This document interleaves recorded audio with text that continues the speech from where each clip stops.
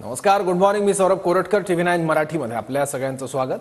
बीडमधील हत्येप्रकरणी सर्वपक्षीय शिष्टमंडळ राज्यपालांची भेट घेणार आहे. बीडमध्ये निर्माण झालेल्या कायदा सुव्यवस्थेप्रकरणी राज्यपालांना पत्र देणार आहे. सकाळी 10:30 वाजता राज्यपाल CP राधाकृष्णन यांची भेट घेणार आहेत. भाजप, काँग्रेस, शरद पवार गट, ठाकरे गट, शिंदे गट, अजित पवार गटाचे नेते भेटणार आहेत.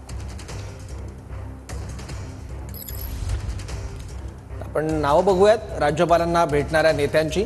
सर्वपक्षीय नेत्यांचा यात समावेश आहे. भाजपचे आमदार सुरेश धस, स्वराज्य संघटनेचे अध्यक्ष संभाजीराजे भोसले, काँग्रेसचे नेते विजय वडेट्टीवार, ठाकरे गटाचे नेते अंबादास दानवे, त्याचबरोबर शरद पवार गटाचे आमदार संदीप क्षीरसागर.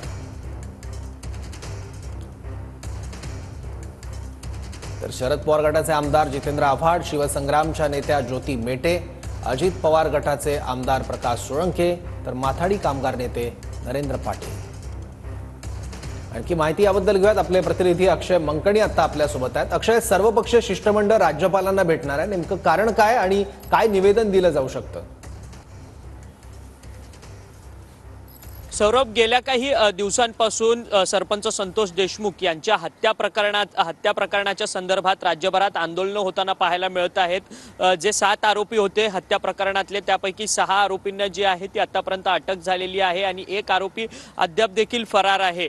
विष्णू चाटे आणि त्याचसोबतच वाल्मिक कराड यांना देखील आता CIDने ताब्यात घेतले आणि त्यांच्याकडनं चौकशी केली जाते. परंतु या सगळ्या हत्या प्रकरणामध्ये वाल्मिक कराड आणि त्यांच्या पाठी असलेले त्यांचे नेते धनंजय मुंडे यांचा प्रत्यक्षात सहभाग आहे असं सातत्याने विरोधी बाकावरचे नेते जे आहेत ते प्रत्येक आंदोलनाच्या दरम्यान आपल्याला बोलताना पाहायला मिळतात. त्यामुळे आज राज्यपालांची सर्वपक्षीय नेत्यांकडनं भेट घेतली जाणार आहे. या संपूर्ण भेटीमध्ये प्रामुख्याने विरोधी पक्षातले नेते मंडळी जे आहेत ते असणार आहे आणि त्याचसोबतच भाजपचे आमदार सुरेश धस, प्रामुख्याने सुरेश धस हा मुद्दा जो आहे हत्येच्या प्रकरणातला मुद्दा जो आहे तो सातत्याने लावून धरताना पाहायला मिळत आहेत. अवादा कंपनीकडे खंडणीची मागणी करण्यात आलेली होती आणि ही खंडणी जी आहे ती वाल्मिक कराड आणि त्यांच्या आकाने मागितलेली होती. त्यामुळे या खंडणीच्या संदर्भातच सरपंच संतोष देशमुख यांची हत्या झालेली आहे. त्यामुळे वाल्मिक कराड आणि त्यांच्या आकांवरती देखील हत्येचा गुन्हा जो आहे तो दाखल झाला पाहिजे अशी सातत्याने मागणी जी आहे ती सुरेश धस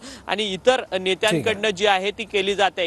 या सगळ्या संदर्भात आज राज्यपालांची 10:30 वाजता राजभवनात हे सर्वपक्षीय नेते भेट घेणार आहेत आणि या संपूर्ण भेटी दरम्यान राज्यपालांना हे नेते मंडळी काय मागणी करणार आहेत या सगळ्या प्रकरणाच्या संदर्भात हे पाहणं महत्त्वाचं ठरणार आहे. परंतु धनंजय मुंडे यांचा राजीनामा व्हावा याकरता विरोधक आणि सत्ताधारी या दोन्ही बाकावरचे आमदार जे आहेत. बरोबर अक्षय, धन्यवाद.